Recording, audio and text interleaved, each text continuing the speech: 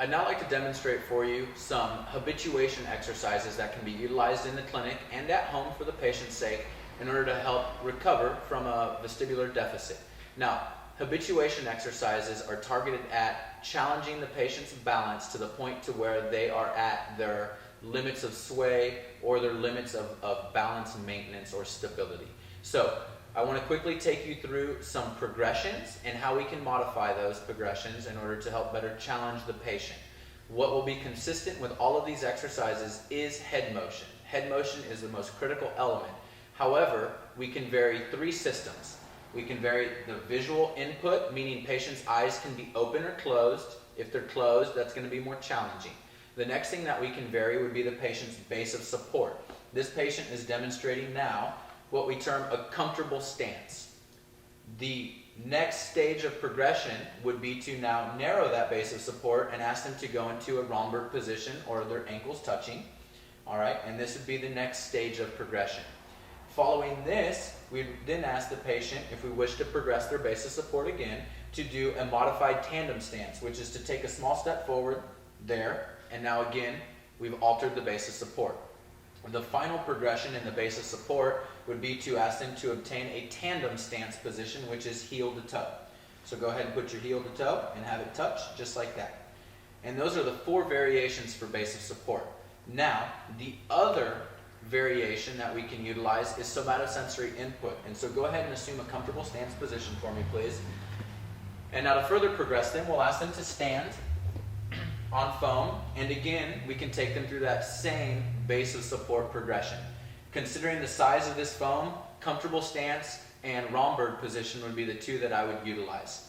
Now, I have my patient here in a corner, and that's very important because the corner is the patient's safety net at home.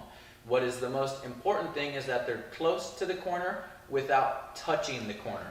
We don't wish to have any tactile or somatosensory input coming from the wall through the patient's upper extremity or torso. So, here in this position, we'll just go ahead and assume that the patient has been progressed to a compliant surface or a foam pad, and that we're going to start with a comfortable stance position. I'll ask the patient to perform head motion, both left and right. All right, so go ahead and look left and right for a period of 30 seconds or so to a minute. The clinician's here to maintain a guarding position for the patient. Next, the other motion that we would utilize as far as head motion is concerned is up and down or vertical. So for this patient, this is a quite easy habituation task.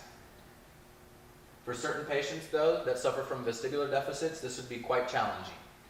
Assuming this was too easy, we could either vary the base of support, or I could ask my patient to simply close their eyes and perform the same head motions.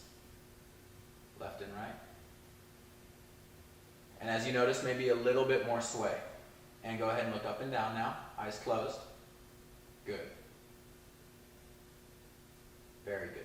Go ahead and open back up. Now, I'll ask the patient to assume an ankle touching position or a Romberg position. So now that I've varied the base of support, I would like to perform the same head motions with the eyes open in order to assess for the patient's proper safety and level of balance challenge with this activity. So go ahead and look up and down again for me, please. Good. And again, a little bit more challenging for her. And look left and right now. Okay. Again, just examples of how to progress the patient. Try it with your eyes closed now, please.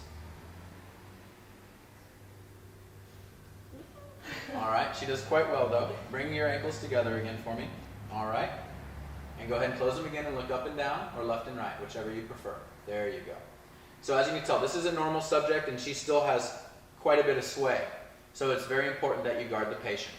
And again, keep in mind how you can modify all of the different structures, being base of support or the compliant versus non-compliant surface, as well as visual fixation being present or suppressed.